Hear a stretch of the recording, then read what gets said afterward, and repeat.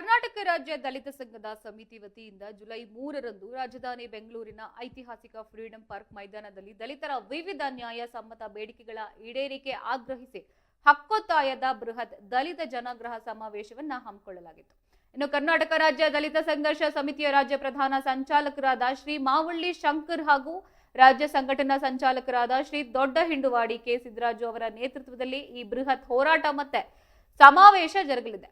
ಇನ್ನು ದಲಿತ ಸಮುದಾಯದ ಹಕ್ಕುಗಳ ರಕ್ಷಣೆಗಾಗಿ ನಡೀತಾ ಇರೋ ಈ ಮಹತ್ವದ ಸಮಾವೇಶದಲ್ಲಿ ಕರ್ನಾಟಕ ರಾಜ್ಯದ ಎಲ್ಲ ಜಿಲ್ಲಾ ಕೇಂದ್ರಗಳ ದಲಿತ ಪರ ಸಂಘಟನೆಗಳು, ಪದಾಧಿಕಾರಿಗಳು, ಅಂಬೇಡ್ಕರ್ ಸಂಘದ ಸರ್ವ ಸದಸ್ಯರು, ಪ್ರಗತಿಪರ ಚಿಂತಕರು, ಯುವಕರ ಹಾಗೂ ಸಾರ್ವಜನಿಕರು ಹೆಚ್ಚಿನ ಸಂಖ್ಯೆಯಲ್ಲಿ ಭಾಗವಹಿಸಿ ಸಮಾವೇಶವನ್ನ ಯಶಸ್ವಿಯಾಗಬೇಕಾಗಿ ಸಂಘಟನೆಯ ಪರವಾಗಿ ಪ್ರಮುಖ ಮುಖಂಡರು ಕರೆಯನ್ನ ನೀಡಿದ್ದಾರೆ.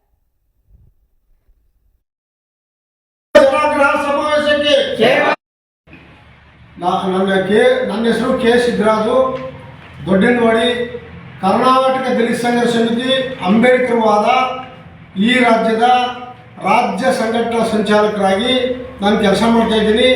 ನಾವು ಚಾಮರಾಜನಗರ ಜಿಲ್ಲೆ ವಿಭಾಗದಿಂದ ಸುಮಾರು ಪ್ರತಿ ಜಿಲ್ಲೆಯಿಂದ 30 ಜಿಲ್ಲೆಗಳಿಂದ ಕೂಡ ಒಂದು ಜಿಲ್ಲೆಗೆ 1,000 ಜನರನ್ನ ಕರ್ತರ್ಬೇಕು ಅಂತೇಳಿ ರಾಜ್ಯ ಸಮಿತಿಯ ಆದೇಶ ಆಗಿದೆ. ಕರ್ನಾಟಕ ದಲಿತ ಸಂಘರ್ಷ ಸಮಿತಿ ಜನಾಗ್ರಹ ಸಮಾವೇಶಕ್ಕೆ ಜನ ಕರ್ತರಬೇಕು ಅಂತ ಆದರೂ ಆ ಪ್ರಕಾರ ನಾವು ನಮ್ಮ ಚಾಮರಾಜನಗರ ಜಿಲ್ಲೆಯಿಂದ ಕೂಡ ನಾವು 1,000 ಜನ ಇಲ್ಲಿಂದ ಬೆಂಗಳೂರಿಗೆ ಫ್ರೀಡಂ ಪಾರ್ಕ್ ಪ್ರತಿಭಟನಾ ರ್ಯಾಲಿಗೆ ನಾವು ಯಾವತ್ತು ಹೊರಡೋಕ್ಕೆ 3ನೇ ತಾರೀಕು ಜುಲೈ 3, 2026 ಶುಕ್ರವಾರದಂದು ಹೊರಡೋಕ್ಕೆ ನಾವೆಲ್ಲ ಸಿದ್ಧತೆಯನ್ನು ಮಾಡ್ಕೊತಾ ಇದ್ದೀವಿ. ಅದೇ ಪ್ರಕಾರ ನಮ್ಮ ಇವತ್ತಿನ ಸಭೆಗೆ ಏನು ಉದ್ದೇಶ?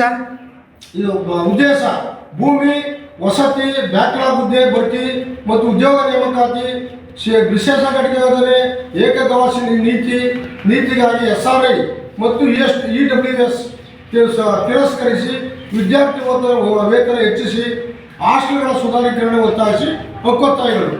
ಈ ಒಕ್ಕೊತ್ತಾಯಗಳನ್ನ ಸುಮಾರು 19 ಒಕ್ಕೊತ್ತಾಯಗಳನ್ನ ಮುಂದಿಟ್ಟು ನಾವು ಈ ಭಾಗದಿಂದ ನಾವು ಕೂಡ ಚಾಮರಾಜನಗರ ಜಿಲ್ಲೆಯಿಂದ 1,000 ಜನ ನಾವು ಹೋಗ್ತಾ ಇದ್ದೀವಿ ನಗರಕ್ಕೆ. ಅದೇ ರೀತಿ ಜಿಲ್ಲೆಯ 30 ಜಿಲ್ಲೆಗಳಿಂದ ಕೂಡ ಬೇರೆ ಬೇರೆ ಜಿಲ್ಲೆಗಳು ಕೂಡ 30 ಜಿಲ್ಲೆಗಳಿಂದ ಕೂಡ ಜನರು, ಬಹಳಷ್ಟು ಜನರು 1,000 ಹತ್ತಿರದಲ್ಲಿರ್ತಕ್ಕಂಥ ಇನ್ನೂ ಜಾಸ್ತಿಯಾಗಿ ಜನರು ಒಂದು ಜಿಲ್ಲೆಗೆ ಕನಿಷ್ಠ 1,000 ಜನಕ್ಕಿಂತ ಕಮ್ಮಿ ಹೋಗಬಾರ್ದು ಅಂತೇಳಿ ನಾವು ಅಲ್ಲಿ ಬರಲೇಬೇಕು ಅಂತೇಳಿ ಕಡ್ಡಾಯ ಮಾಡಿದ್ದೀವಿ.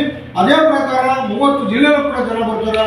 ನಮ್ಮ ಸಭೆಯನ್ನು ಸರ್ಕಾರಕ್ಕೆ ಬಿಸಿ ಮುಟ್ಟುವಂಥ ಅನೇಕ ನಮ್ಮ ಹಕ್ಕೊತ್ತಾಯಗಳನ್ನ ಮಣಿಸಿ ಸರ್ಕಾರಕ್ಕೆ ಚುರುಕು ಬಿಡಿಸುವಂಥ ಕೆಲಸವನ್ನು ಕೂಡ ನಾವು ಮಾಡ್ತಾ ಇದ್ದೀವಿ.